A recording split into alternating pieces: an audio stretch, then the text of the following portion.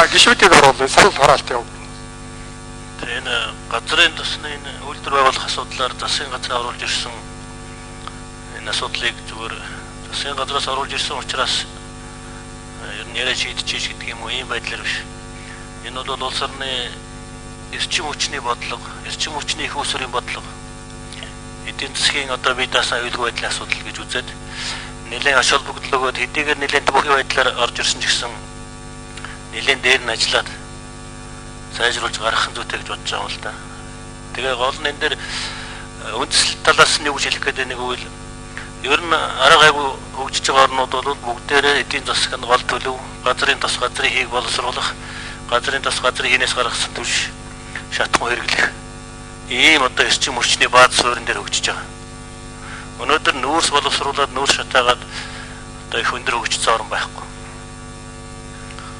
Нэг атомын цахилгаан эрчим хүчийг одоо их хэмжээгээр ашиглаад ч одоо хөгжсөн орн бас байхгүй.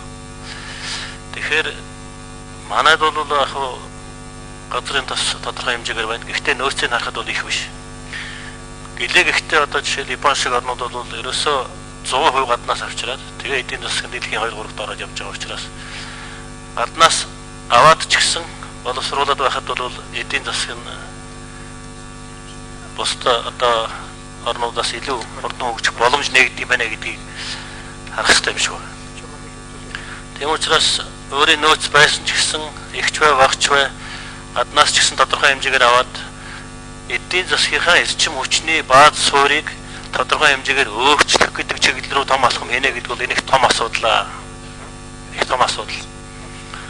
Бид нар одоо энэ орчин үеийн аж үйлдвэрчсэн одоо аж үйлдвэрлэлийн үндсийг байгуулснаас хойш 50 жилд ерөөсөө л нүүрсээр л явж ирсэн.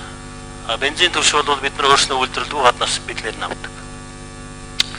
Тийм учраас дараачийн алхам хийх ёстой. За зүгээр энэ дээр бол үндсэл талаас нь ярих юм бол эрсдэл эдийн засгийн аюулгүй байдал хамаарал багасна гэсэн энэ талын нэг хэсэг одоо хүчин зүйл байна. Эдийн засгийн бүхэлдээ үр ашиг нь хөгжинэ гэсэн ийм хоёр дахь зүйл байна. Гурав дахь зүйл бол газрын тос боловсруулна гэдэг бол бензин түвшнээс гадна маш их хэмжээний химийн одоо түүхэд гарна.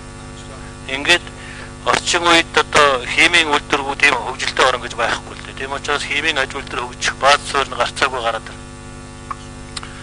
Ингээд хэдэн зуун нэр төрлийн химийн бодис гарна гэдэг бол тэр хэмжээний хэдэн зуун үйлдвэрлэл шинээр бий болох нөхцөл бүрднэ. Өнөөдөр зэсийг бид нар байжмалаар нь биш цэвэр зэс гаргангууд цаана цэвэр зэсийг ашиглах 10 төрлийн шинэ үйлдвэрлэл бий болж байгаа. Тэрэн жишээлбэл зэс утас хийчлэхэд тэрний дараа зэс утсаар нь өөр бүтээгдэхүүн их олон 10 үйлдвэр гараад ирж байгаа. Энэ утгаараа энэ үйлдвэр